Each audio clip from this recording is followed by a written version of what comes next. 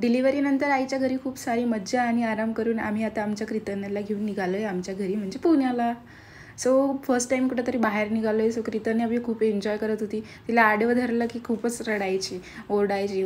तिला उभंच धरा किंवा बसूनच धरा. तिला खिडकीच्या बाहेर बघायचं होतं की काय चाललं आहे काही नाही.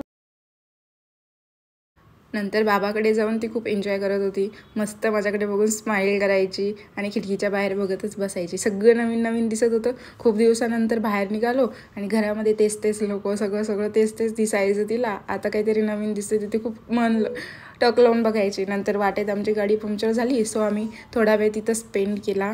तिथं पण कीर्तन्या खूप एन्जॉय करत होती, मस्त स्माईल करत होती. आणि मग नंतर रस्त्यात आम्ही रांजणगावला थांबलो. मग तिथं आम्ही दर्शन घेतले, बाप्पासाठी मोदक घेतले, नंतर पूजा घेतली. तिथं पण कीर्तन्या खूप स्माईल करत होती, सगळं काही एन्जॉय करत होती.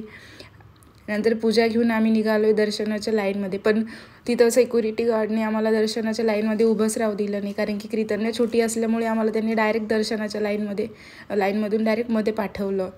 पण झालं असं की कीर्तन्या एकदम अशी गर्दी बघून खूप घाबरून गेली. सो तिथं तिला भीती वाटायला लागली आणि आम्ही लगेचच बाहेर निघून आलो.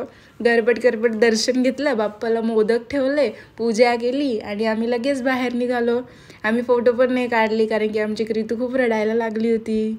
मग बाहेर निघालो, परत मग गाडीत बसलो आणि निघालो परत पुण्याला जायला. सो थोडा वेळ ती खेळली आणि ती परत झोपून गेली.